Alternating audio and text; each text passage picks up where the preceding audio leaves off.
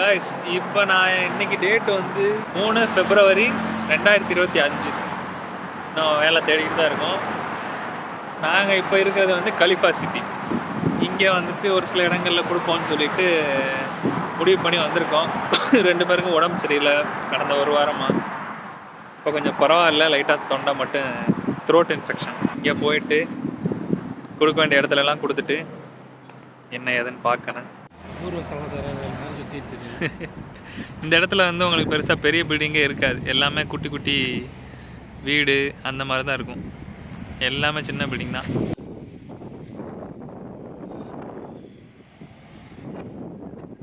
இங்கே போயிட்டு பார்க்கணும். ஹிந்தி போல்னு தான் சொல்கிறாங்களே தவிர்த்து அபுதாபிக்கு வேலைக்கு வரணும்னு நினச்சிங்கன்னா டிஓஹெச் பாஸ் ஆகிறது தான் எலிஜிபிலிட்டின்னு நீங்கள் நினச்சிருப்பீங்க. அதான் இல்லை, ஹிந்தியும் அரபிக்கும் தான் எலிஜிபிலிட்டி.